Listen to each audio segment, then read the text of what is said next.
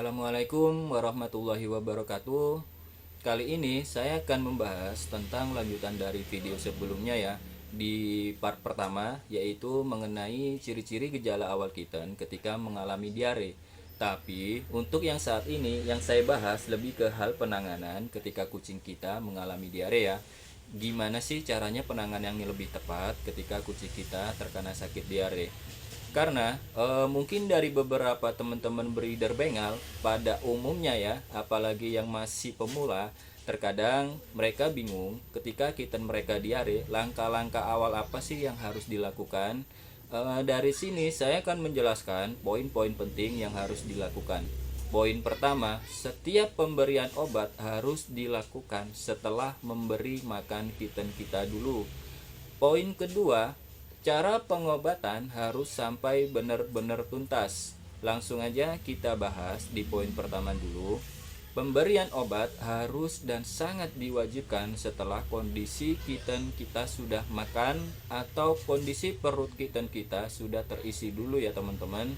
Tujuannya agar ketika kita memasukkan obat diare, efek pada obat diare tersebut tidak sampai menyerang organ-organ dalam yang berhubungan dengan masalah organ dalam kitten tersebut. Mengenai organ dalam apa aja itu, saya nggak bisa menyebutkan secara spesifik ya teman-teman, karena saya bukan dokter. Intinya, sebisa mungkin kalau memberikan obat diare jangan sampai dengan keadaan kondisi perut kosong. Dan itu juga demi buat kebaikan kitten kita. Dan manfaat lainnya ketika kita memberikan makan dulu sebelum pemberian obat, itu juga bisa bermanfaat untuk memberikan tenaga lagi kepada kitten kita yang lagi terkena sakit diare. Nah, untuk di poin kedua yaitu pemberian obat atau mengobati harus sampai benar-benar tuntas. Gimana maksudnya sih Mas pengobatan harus sampai tuntas? Jadi, saya mau menjelaskan, terkadang banyak dari beberapa teman meremehkan tentang masalah pengobatan. Yang saya maksud meremehkan itu biasanya ketika mengobatinya dengan cara yang setengah-setengah. Itu sangat sering saya temuin dari yang terutama di pemain teman-teman masih yang baru breeding Bengal ya atau masih pemula.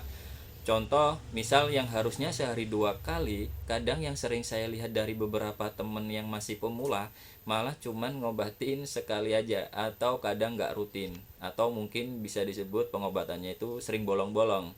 Gimana caranya mau cepet sembuh kalau cara pengobatannya seperti itu gitu loh.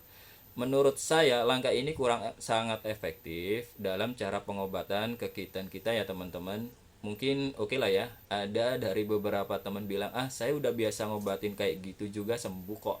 Tapi yang kita bahas di sini itu gimana caranya sih pengobatan yang lebih efektif supaya kitten kita itu lebih cepat sembuh dan sehat kembali tanpa harus ada drama-drama kambuh sakit diare lagi ya. Nah, inti poin kedua tersebut, pengobatan harus rutin dan sampai benar-benar tuntas. Yang dimaksud sampai tuntas itu harus benar-benar sampai sembuh tanpa ada bibit-bibit bakteri yang masih tertinggal lagi ya teman-teman. Gimana caranya supaya bisa sampai tuntas? Kita harus selalu memperhatikan pup kitten kita selama tahap pengobatan. Misal di hari pertama nih, masa pemberian obat di pagi hari, kita bisa cek litter box di sore harinya. Kita cek pupnya mulai agak mendingan atau mungkin masih berupa cairan ya kalau mungkin sudah mulai parah. Yang dari awal mungkin sudah parah, mungkin sudah berupa cairan ya. Misalnya ketika kita dicek sore hari masih berupa cairan, ya kita tinggal lanjutin pengobatan lagi. Dan mungkin keesokan harinya kita bisa cek kembali lagi atau siang ya, bebas, yang penting sehari 2 kali. Kita harus selalu cek litter boxnya. Kalau mungkin di hari kedua atau hari ketiga sudah mulai ada perubahan membaik, yang awalnya dari cairan akhirnya mulai berbentuk tekstur, mungkin biasanya seperti bubur ya, kalau sudah mulai agak mendingan, yang dari cair akhirnya bertekstur seperti bubur, itu tandanya kitten kita sudah mulai membaik. Dan kita obatin terus sampai benar-benar kita lihat pup yang dihasilkan benar-benar kelihatan padat seperti biasanya ya. Nah, poin penting, kapan sih masa pemberian obat waktunya diberhentikan, misal contoh di hari ketiga nih, ketika pup sudah mulai kelihatan padat banget, misal contoh nih ya, di shift pagi ini yang kelihatan pup padat, atau mungkin pas di sore harinya yang baru kelihatan padat selama masa pengobatan, alangkah baiknya jangan langsung diberhentikan. Melainkan pemberian obat bisa diteruskan atau ditambah 1 sampai 2 kapsul obat lagi. Kenapa? Tujuannya supaya pengobatan benar-benar sampai tuntas. Karena takutnya atau kita bisa antisipasi ya, masih ada sisa-sisa sedikit bakteri yang ada di dalamnya. Eh ini nih yang bikin kadang sering teman-teman pemula lalai. Akhirnya kita nih yang waktunya sembuh total malah jadi kambuh diare lagi. Mungkin saya sedikit bisa memberikan contoh kepada teman-teman tentang gambaran cara pemberian obat setelah kondisi makan ya. Langsung aja ya, kita simak videonya. Nah, ini sedikit gambaran contoh dari saya. Ketika sebelum pemberian obat itu selalu saya suapin dulu.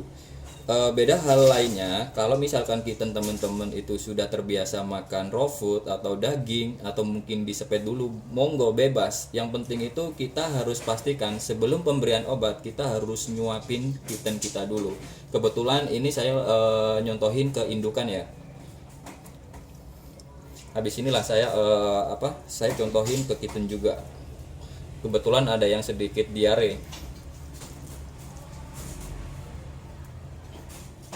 Nah, tinggal kita suapin aja sampai bener-bener perutnya itu dengan kondisi lumayan kenyang lah, atau sudah terisi.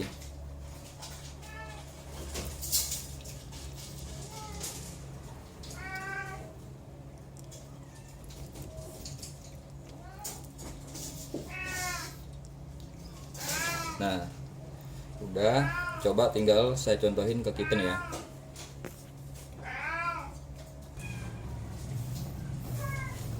Kalau kitten saya sih sebenarnya udah terbiasa dari kecil makan raw food semua. Cuman ini cuman mau nunjukin aja sih gambaran contoh kalau misalkan aku nyuapin.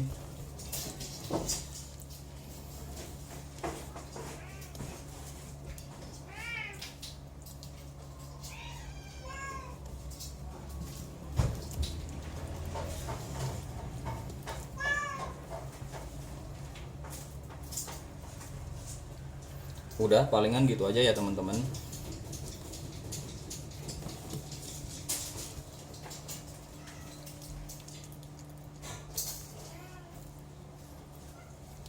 Setelah ngerasa kitten kita udah mulai terisi makanan atau sudah mulai sedikit kenyang, baru kita langsung masukin obat.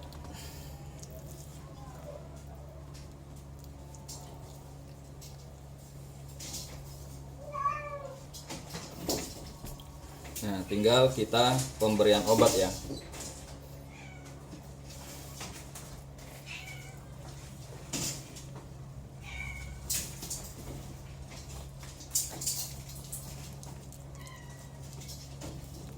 Udah, cuma gitu aja.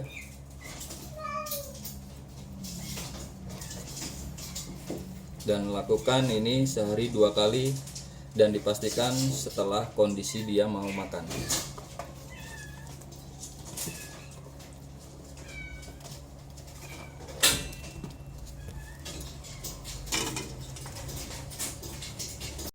Nah, ini nih, kebetulan ada contoh sebagian dari kucing saya, bengal saya, pupnya mulai agak lembek. Beda kan sama kayak video di part pertama, itu pupnya kan mulai padat. Nah, biasanya kalau yang agak lembek itu emang seperti ini. Ini udah mulai sedikit aku acak-acak sih tadi. Nah, biasanya akan tipis seperti kayak lempengan seperti yang aku jelasin di video part pertama. Nah, ini kelihatan nih. Nah, kalau diacak-acak kelihatan karena ini masih baru. Lain halnya kalau misalkan dia pupnya udah agak lama, apalagi pasir gumpalnya bagus, dia seperti kayak pipis tapi tipis. Kalau yang kayak pipis kan kayak kemarin di part pertama itu kan gumpalannya bulat gede. Nah, kalau ini lebih kelihatan tipis. Kalau diacak-acak tuh, ini udah mulai ada tanda-tanda akan diare. Kalau misalkan dibiarin gini terus, nanti akan semakin tambah parah, pupnya akan berupa seperti cairan. Nah, udah mulai paham kan teman-teman? Nah, setelah video barusan, pasti banyak dari teman-teman bengal, terutama yang masih pemula, yang sering tanya ke saya, kok gampang banget sih mas nyuapin kitten bengalnya semua? Nah, itu karena saya selalu ngajarin kucing bengal saya dari usia masih kecil, dan sangat wajib di catry saya itu setiap anakan lulusan dari catry saya wajib bisa disuapin. Nah, next lah nanti saya bikin video tutorial cara ngajarin kitten kita gampang disuapin, dan sangat-sangat banyak manfaatnya kita bisa menyuapin anakan bengal kita. Sekian dari video saya kali ini, semoga bermanfaat untuk teman-teman bengal lainnya. Salam dari saya Al Nur Ketri. Wassalamualaikum warahmatullahi wabarakatuh.